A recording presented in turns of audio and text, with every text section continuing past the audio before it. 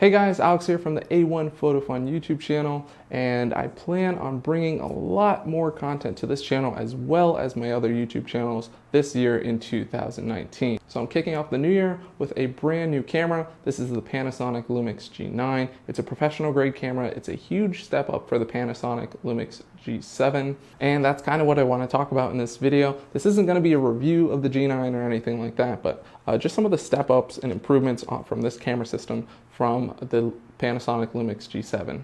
Now, let me just make this clear. The Panasonic Lumix G7 is not a bad camera at all, really, whatsoever. If you're just getting into photography, or if you just want to have like a YouTube channel that's just about like blogging, products, reviews, pretty much whatever you plan on doing for your YouTube channel. If you're just video focused, the G7 is an excellent camera, and surprisingly, the kit lens is phenomenal. The image stabilization in the lens is pretty good, and that's pretty much all you need for the G7. If you plan on doing anything really low light, then maybe you might want to look into switching lenses. But if you're going to be making videos, make sure you have proper lighting and sound, and the G7 will deliver professional looking results. Now, as far as photography wise, that's where the G7 for me fell a bit short, and I'm sure it does for other people. Again, it's not really marketed as like a professional camera. But the G9, the most important and beneficial improvement to this camera body is the in-body image stabilization. Not every lens out there has image stabilization built into the lens. So for example, this 25mm 1.7 lens by Panasonic is phenomenal for photography, portraits, and stills. You can open up the aperture to 1.7, allowing in more light. So if you're shooting with a sunset or just lower light conditions, this makes it a little easier.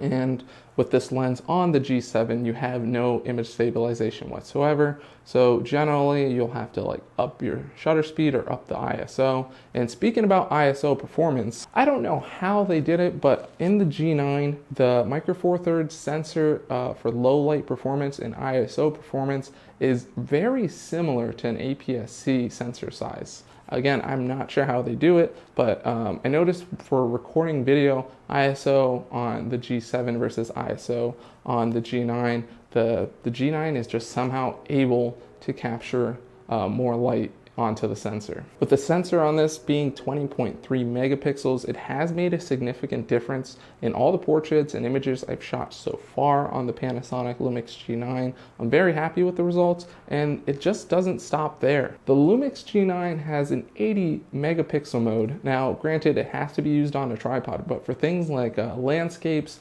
product photography, possibly even macro photography, if you're shooting early in the morning and the insects are moving very slowly, images just look phenomenal, and you can make absolutely huge prints with an 80 megapixel photo. Other great features on the Panasonic Lumix G9 is the built-in image stacking.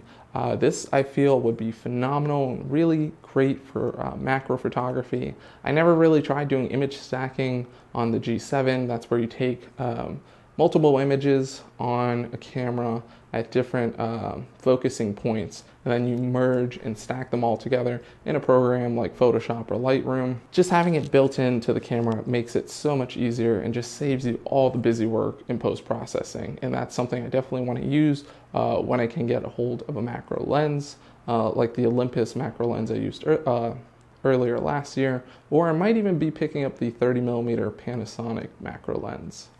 Getting used to the Panasonic Lumix G9 was pretty quick and easy. Most of the features or layout of the buttons are about the same on the G9. Like the dials are about in the same place. But as far as like white balance, ISO, exposure, should say compensation, that's been moved up here. The video button's in the same place. They also added a little LCD monitor there. And also one thing I didn't like, but I'm already used to, is that they moved the play button off to the side. Another cool thing is the little joystick for focus, and just the overall focus performance on this is significantly better and faster. Focusing on the G7 was great, but this just takes it up to the next level. And overall, I'm really happy with the performance. This camera is weather sealed, so if it's raining, snowing, whatever, you really don't have to worry about anything like that. So I will be keeping the Panasonic Lumix G7. I plan on using it as like a B-roll camera and just like a backup camera. I do have a few people interested in filming videos for me, so they'll be using the G7 to film like my photo shoots. I think that'd be a lot of fun to do for this channel, to film photo shoots and make more like tutorials for this channel. Would be really fun to do. So I plan on putting together like a 1-minute sort of B-roll video with video clips of me shooting photos with the model or whoever I'm working with, and then just overall view of the landscape. That could be all captured on the G7, because again, the G7 has really great video performance. Another great thing about the in-body image stabilization on the Panasonic Lumix G9 is that it allows you to use adapted vintage film camera lenses so much easier and better on the G9 versus the G7, due to that the body didn't have any image stabilization. But with the G9's built-in image stabilization, the pictures just come out so much better. And then when you're using a lens that has built-in image stabilization, like the kit lens or pretty much any of the Leica lenses, dual image stabilization is a serious game changer, and you can get fantastic looking night shots with zero blur, and you can really stop down and have a pretty slow shutter speed.